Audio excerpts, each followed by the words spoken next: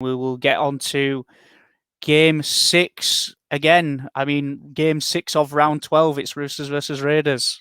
And I'm already aware that the Roosters fans are going to hate me. No, I'm going Roosters in this one. Obviously, all the news out of the Raiders at the minute. If anybody thinks that is not going to have an effect on how they play on the field, you're absolutely off your head. I mean, the Raiders, yes, you'll notice that they have Williams in the 7 when I put that team list up. But that is not George Williams, that's Sam Williams, because obviously George Williams has been released this morning because he asked for release, but he didn't ask for release, and it's on compassionate grounds, but not because the Raiders have kicked him out of the club. But the Raiders have kicked him out of the club, but they haven't. You see where I'm going with this? Yeah, it's an absolute media circus. Yeah, and obviously the players are going to be up in arms about this. If anyone thinks that that's not the case, again, head check.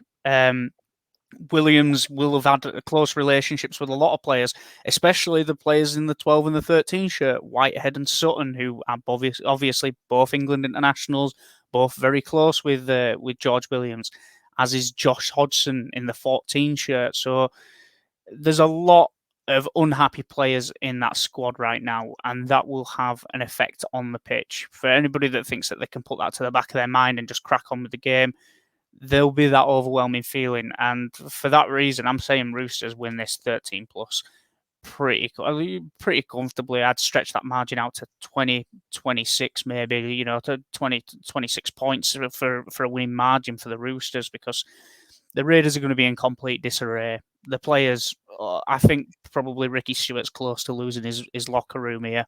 And when you lose your locker room, your job closely follows, unfortunately, in the world of coaching. And yeah, it's just not a pretty situation. Too much he said, she said, and too much whispers going on at the minute out of the Raiders for me. Yep.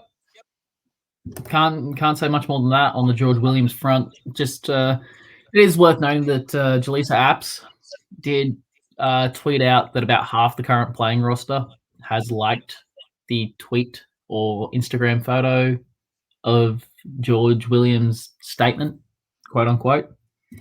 So read into that what you will. We won't expand too much more about that because I'm sure we'll hear about it more in the coming days. In terms of tips, Roosters 25 plus. I'm pretty comfortable in saying I think they just absolutely rip this Raiders team to shreds. The Raiders looked great for the first 15 minutes last week, and Melbourne put 30 unanswered points on them. It's a team with a coach that doesn't know how to use his bench. He doesn't know where to play what players. It's a second-string Roosters side that get back Josh Morris after last week. Suwali does move to the bench. But, I mean, it's just... Yeah, you compare this team, and yes, I know that they've lost Angus Crichton, so you probably see a Nat Butcher come into the 11 there, and probably an Egan Butcher onto the bench. That would be my guess. But even then, I mean, that whole lineup outside maybe of Lamb and Whiten, you lean in favour of the Roosters, 1-7, 8-13, a bit more even. With Crichton out, I'd probably say it's, if not leaning slightly towards the Raiders on a head-to-head basis, but how is Sticky going to use his rotation? He's got Josh Hodgson. He'll probably come on as a 13, a running 13.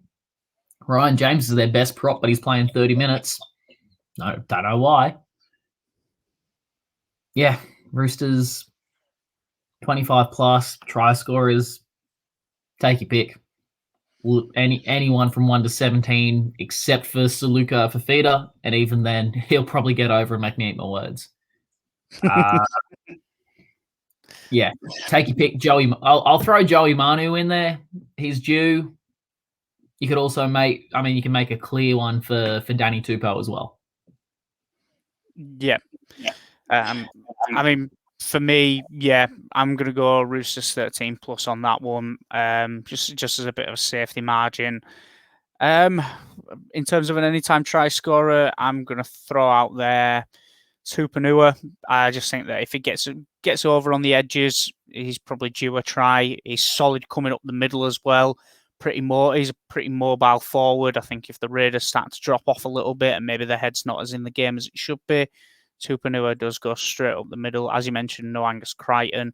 His judiciary appeal was not was upheld by the judiciary panel, which means that he will not play this week.